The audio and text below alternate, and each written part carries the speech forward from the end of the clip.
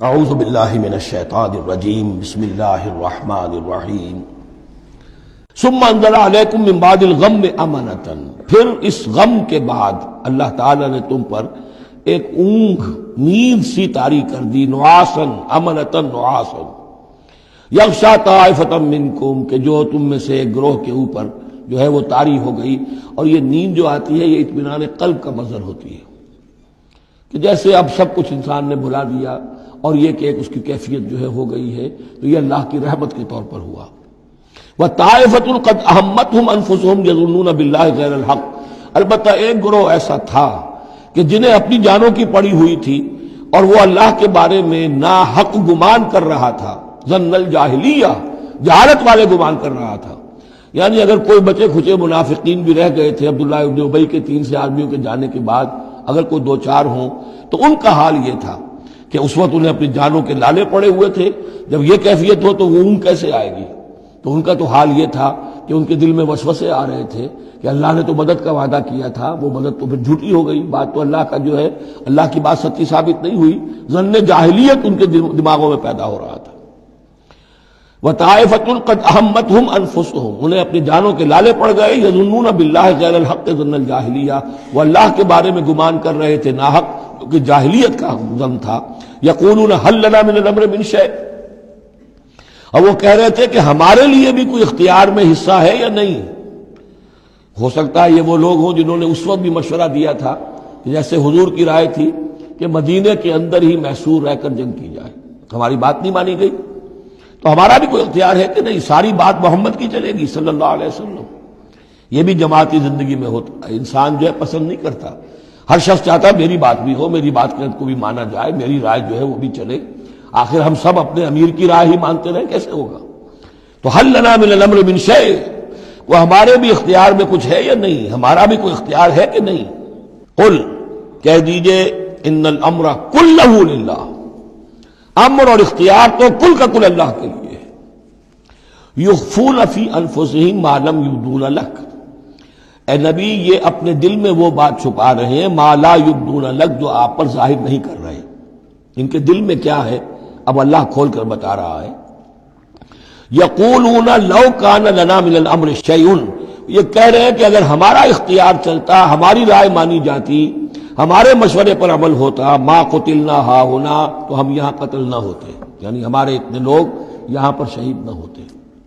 قل، اے نبی ان سے کہیے، لو کنتم فی بیوتکم، اگر تم سب کے سب اپنے گھروں میں ہوتے، لبرز الذین کتب علیہم القتل، تب بھی جن لوگوں کے حق میں اللہ کا فیصلہ ہو چکا تھا کہ وہ قتل ہوں، وہ تو کشا کشا میدان میں پہنچ جاتے، الی مضاجعہم، جو بھی ان کے کھیت رہنے کی جگہیں تھیں اللہ کے علم میں، انہیں وہاں پہنچ جانا تھا۔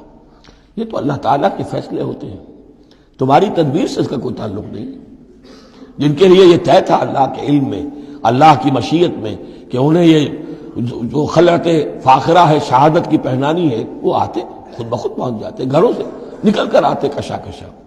وَلِيَبْتَلِيَ اللَّهُ مَا فِي صُدُورِكُمْ، اور یہ تو اللہ تعالیٰ اصل میں جھان پھٹک کر رہا ہے جو تمہارے دلوں میں ہے، اس کی ابتلا کر رہا ہے، آزما رہا ہے۔ وَلِيُمَحِّصَ مَا فِي قُلُوبِكُمْ، اور تاکہ وہ بالکل پاک اور خالص کر دے جو کچھ تمہارے دلوں میں ہے۔ وَاللَّهُ عَلِيمٌ بِذَاتِ الصُّدُورِ، اور اللہ تعالیٰ سینوں کے اندر کی مخفی باتوں کو بھی جانتا ہے۔ إِنَّ الَّذِينَ تَوَلَّوْا مِنكُمْ يَوْمَ الْتَقَى الْجَمْعَانِ، وہ لوگ کہ جو میدان جنگ سے چلے گئے اس دن جس دن کی دو جمعیتیں ایک دوسرے کے مقابلے میں آئیں۔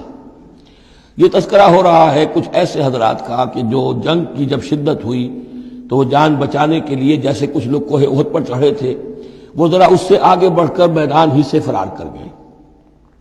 ان میں حضرت عثمان رضی اللہ تعالیٰ عنہ کا نام بھی آتا ہے۔ اب وہ کیفیت ایسی اضطراری کیفیت تھی کہ اس میں کسی سے کسی ضعف کا، کمزوری کا اظہار ہو جائے تو وہ بالکل ایک قرین قیاس بات ہے۔ جب حضرت عمر سے اظہار ہو گیا تو اور بہرحال حضرت عثمان رضی اللہ تعالیٰ عنہ کا درجہ تو ان کے بعد ہی ہے، وہ جذبات میں آ کر تلوار چھوڑ کر بیٹھ گئے۔ تو اسی طرح کی بات ہے، ان الذین تولوا منکم یوم التقى الجمعان، بے شک وہ لوگ جو ہٹ گئے میدان سے، فرار کی راہ اختیار کر گئے جس دن کے دو فوجیں آپس میں لڑی۔ انما استزلهم الشیطان بعد ما کسبوا، یہ اصل میں شیطان نے ان کے پاؤں پھسلا دیے تھے ان کے بعض افعال کی وجہ سے۔ کوئی کسی وقت تقصیر ہو گئی ہے، کوئی کوتاہی کسی وقت ہو گئی ہے، وہ ہر ایک سے ہو سکتی ہے، معصوم تو صرف نبی ہوتے ہیں۔ اس کی وجہ سے شیطان کو پھر موقع مل جاتا ہے کہ کسی موقع پر وہ اڑنگا لگا کر اس شخص کو، خواہ وہ کتنا ہی نیک ہو اور کتنا ہی صاحب رتبہ ہو، پھر یہ کہ کہیں کسی جگہ پھسلا دے۔ وَلَقَدْ عَفَا اللَّهُ عَنْهُمْ، اللہ انہیں معاف کر چکا ہے۔ یہ الفاظ بہت اہم ہیں، اس لیے کہ اہل تشیع نے اس چیز کو بہت اچھالا ہے۔ حضرت عثمان کی جو ہے وہ توہین کرتے ہیں، ان کے اوپر تنقید کرتے ہیں کہ یہ تو بھاگ گئے تھے میدان جنگ سے پیٹ دکھا کر، اور وہاں یہ بھول جاتے ہیں کہ اللہ تعالیٰ نے تو اعلان کیا ہے ان کی معافی کا، چاہے حضرت عثمان تھے یا اور بھی تھے۔ وَلَقَدْ عَفَا اللَّهُ عَنْهُمْ، اللہ انہیں معاف کر چکا ہے۔ اب کسی مسلمان کے لیے جائز نہیں ہے کہ ان پر زبان تان دراز کرے۔ ان اللہ غفور حلیم، یقیناً اللہ تعالیٰ معاف فرمانے والا اور حلم والا ہے، حلیم۔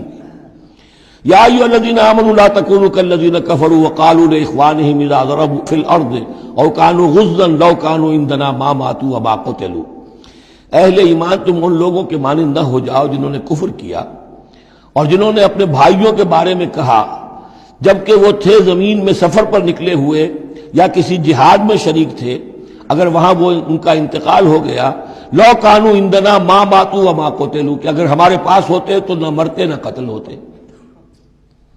ہر شخص کی موت کا وقت تو معین ہے، تمہارے جیب میں، تمہاری گود میں بیٹھے ہوئے ہوں تب بھی موت آ جائے گی، چاہے وہ کہیں بڑے ہی مضبوط پہروں والے قلعوں میں ہو، موت تو وہاں بھی پہنچ جائے گی۔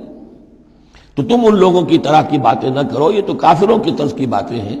اگر ہمارے پاس ہوتے، اگر جنگ میں نہ جاتے تو بچ جاتے، یوں ہو جاتا تو یوں ہو جاتا، یہ ساری باتیں در حقیقت جیسے ایک حدیث میں آتا ہے، حضور نے فرمایا ان کلمۃ لو تفتح عمل الشیطان، یہ لو کاش یوں ہو جاتا، کاش ایسے ہو جاتا تو یوں ہو جاتا، یہاں سے اس کلمے ہی سے شیطان کا عمل شروع ہو جاتا ہے۔ جو ہوا اس لیے ہوا کہ اللہ کو اس کا ہونا منظور تھا، اس کی حکمتیں اسے معلوم ہیں، آپ اس کی حکمت کا احاطہ نہیں کر سکتے۔